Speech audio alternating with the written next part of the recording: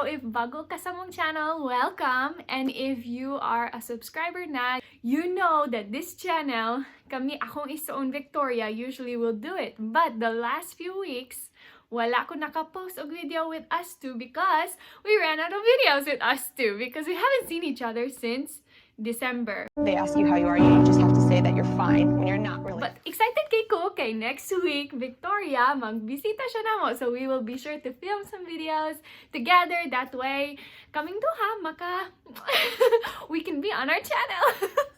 So, this video is ako nag-try ko for the first time na maghimo og lumpia. How'd you make yours so nice? Because I'm Filipino. Okay. Natural pa. Natural pa. Akong pinaka-paborito na Filipino food. Okay, not pinaka-paborito because there's daghan jud. One of them being balot kay... not balot. Bulad.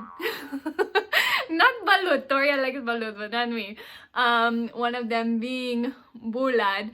But right now, wala akong nakahimo og bulad kay medyo baho man. So... And I don't know where asa ko mapalit ana.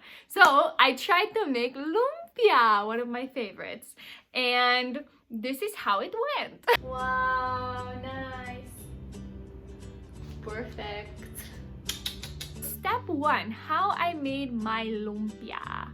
Because, okay, so one, I put out on among social media, on Facebook, to all of our friends and subscribers that I was going to make lumpia and kinahanglan jud kog tabang because wala jud ko nakahimo ani before. So, nag-ask ko for tips, advice, or recipe, whatever, basta I needed help. Nagtabang jud muna ako and you came through with a bunch of tips. One main one that nakakita ko again and again is that the lumpia wrappers is very sticky. So, kinahanglan jud kag patience and to sit there very patiently and peel them off. So, that was one good thing to know because when nag-ato ko sa store, the Oriental store, technically, magtawag ko anak kay Filipino store. Kaya if mag-ato ko, magpalis ko Filipino food. But anyways, nag-ato ko sa Oriental store and they had individually wrapped lumpia wrappers. And so, nagpalit ko na, I think it was mas mahal gamay.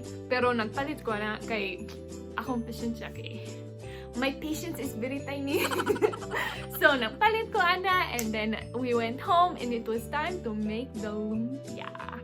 Ooh, yes. So, first, nag-chop ko sa onions and I think it's sibuyas? Correct me if I'm wrong. I think it's sibuyas. Nag-chop ko sa sibuyas.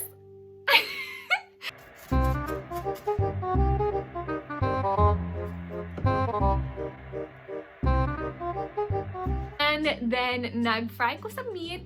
Once the meat was cooked, nag-mix ko sa meat, onions, and garlic. And then, I set aside. At that time, akong bana, nag-uli siya. So, nagtabang siya na ako, nag-peel, and nag-grate siya sa carrots. So, we added the shredded carrots to the meat. And then, naggamit ko og soy sauce, garlic, salt, and pepper. If that's correct, kalimot ko what did I use. Then, that's it. It was time to roll. So, kami akong bana, after my baby, nagtulog na siya for a young nap, we started to roll the lumpia. Mag-judge mo, kinsay mas better maghimo og lumpia, ako or siya? Ako. Joking what? Toko! That was fun. It was actually super easy, sort of. It's cold. It's supposed to be. You're supposed to dip your fingers in water. No. Yeah, like... No. Too big! I don't think so. Okay, so 3 kanang tablespoons of meat, supposedly, and then mag-roll. So I watched on YouTube how to roll. No, serious, look. It's so perfect. But then I forgot. I think it's gonna fold. Ay, my lumpia is so beautiful. That's a big lumpia. Ay, it's not working. Okay, wait, and then you... See? Told you you had to dip your finger in water. Yeah, to close it.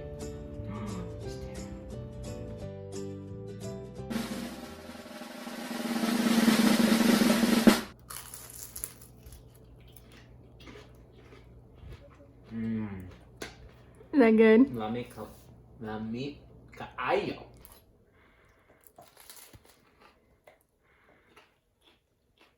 Perfecto. So if you have more things that you want me to try to make or you want to watch Victoria cook some lami kaayo na pagkaon like Filipino spaghetti kay ana no jud siya maghimo ana. So yeah, if ganahan mo magkita more, leave in the comments below what you want us to cook. And we will see you next time. Bye! Pogi!